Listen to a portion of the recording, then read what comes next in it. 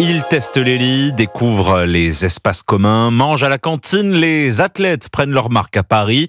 Les délégations arrivent par milliers. Les Français font leur premier pas au village olympique. Bonsoir Martin Lange. Bonsoir Thomas, bonsoir à tous. Vous suivez les Jeux pour Europe 1. Alors, comment il le trouve ce village ?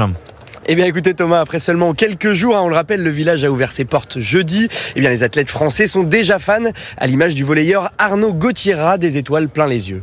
C'est incroyable, en fait c'est un melting pot entre des sportifs qui ne se croiseraient pas. Par exemple hier soir on a mangé, on était à côté de Nadal Alcaraz.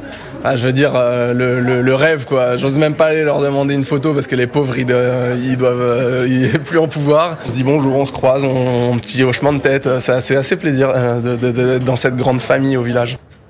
Au cœur des Jeux, plus de 14 000 personnes cohabiteront dans ce village olympique. Alors Thomas, vous avez peut-être vu circuler sur les réseaux sociaux des vidéos d'athlètes étrangers qui se plaignent de la literie.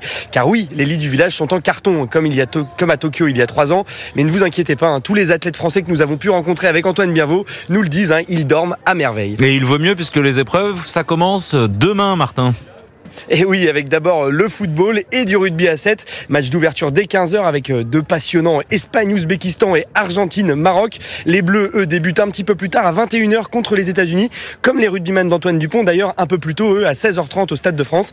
Alors pourquoi ces épreuves anticipées, Thomas ? Eh bien tout simplement pour des questions de calendrier. Le foot, par exemple, nécessite de la récupération entre les matchs, au moins 3 jours. Donc si les footballeurs veulent jouer la finale avant la fin des Jeux, eh bien il faut commencer avant tout le monde.